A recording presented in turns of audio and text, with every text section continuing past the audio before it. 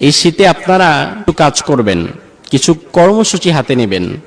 এর মধ্যে ফার্স্ট কর্মসূচি হচ্ছে শীতের মধ্যে আপনারা বস্ত্রহীনকে বস্ত্রদান করবেন।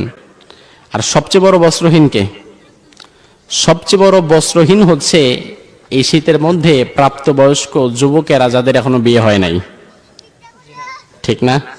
কারণ হচ্ছে আল্লাহ তাআলা বলছেন হুন্না লিবাসুল লাকুম ওয়া আনতুম লিবাসুল লাহুন, তারা হচ্ছে তোমাদের পোশাক, তোমরা তাদের পোশাক। তো আপনার বয়স তো 24-25 পার হয়ে যাচ্ছে, এখন আপনার পোশাক আপনার সাথে নাই, তার মানে তো আপনি বস্ত্রহীন, ঠিক না? এই তো বিয়ে যারা করে না এই সমস্ত যুবকেরা বলতেছে ঠিক।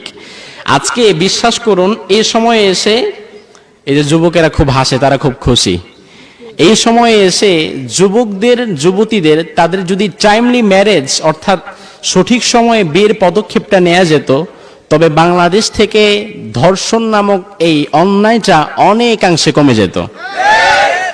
আজকে টাইমলি ম্যারেজ হচ্ছে না বলেই সমাজের মধ্যে এত অসঙ্গতি রয়ে যায়। আপনি বিশ্বাস করবেন আমাদের কাছে প্রত্যেকদিন মিনিমাম 300-400 কল আসে, এখনো হয়তো কল আসতেছে, সারাক্ষণ কল আসতে থাকে, রিসিভ করতে পারি না। এর মধ্যে বেশিরভাগ কল বা মেসেজ এমন কিছু মেসেজ আসে যেগুলো পড়লে আমাদের হৃদয়টা কেঁপে যায়। অনেক জায়গা থেকে অনেক ইয়ং মেয়ে বা ইয়ং ছেলে তারা মেসেজ করে যে হুজুর আমরা আগে একটা হারাম রিলেশনশিপে যেতাম, একটা হারাম রিলেশনশিপের মধ্যে আমরা ছিলাম, কিন্তু আপনার আলোচনা শুনে, মিজানুর রহমান আজহারি আলোচনা শুনে, আরো আলোচকদের আলোচনা শুনে এই হারাম রিলেশনশিপ থেকে বের হয়ে এখন বিয়ের জন্য আমরা প্রিপারেশন নিচ্ছি। আমরা আমাদের বাসায় বিয়ের কথা বলছি কিন্তু ফ্যামিলি রাজি হচ্ছে না। এরকম অনেক ফ্যামিলি আছে ছেলে মেয়েরা সাহস করে বিয়ের কথা পর্যন্ত বলার পরও ফ্যামিলি রাজি হয় না, বলে তোর এখনো বয়স হয় নাই, তুই আগে পড়ালেখা শেষ কর, চাকরি বাকরি পা, নিজের পায়ে দাঁড়া, এরপরে বিয়ে। কিন্তু আল্লাহ তো অন্য কথা বলে।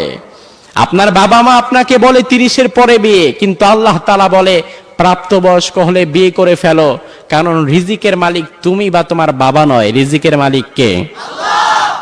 আল্লাহ বলে গোলাম ওয়া ইয়াকুনু ফুকারা ইউগনিহিমুল্লাহু মিন ফাদলি, তোমরা যদি সঠিক সময় বিয়ে করো আমি আল্লাহ আমার আপন কুদরতে তোমাদেরকে যারা বিয়ে করবে তাদেরকে আমি আল্লাহ আমার আপন কুদরতে আপন ফজলে তোমাদেরকে আমি ধনাঢ্যতা দিয়ে দেব। দেখা যায় বিয়ের আগে ছিল অভাবী, বিয়ের পরে আল্লাহ তাআলা তার আয় রুজির মধ্যে বরকত দিয়ে দিয়েছে। এইরকম নজির আছে না নাই?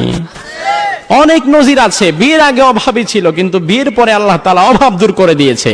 তার কারণ হচ্ছে যেই মেয়েটা আপনার ঘরে আসবে তার রিজিকের ফয়সালা তো রাজ্জাক আগেই করে রেখেছে। আপনার ঘরে এসে সে আপনার ঘাড় মুটকে খাবে না, বরঞ্চ সে আপনার রিজিককে আরো দ্বিগুণ করে দিবে।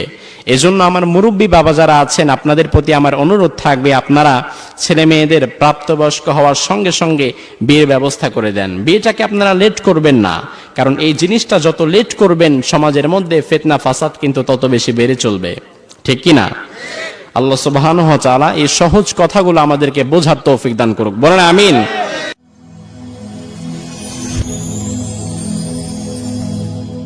Rose TV 24. Enjoy by listening to the Holy Quran.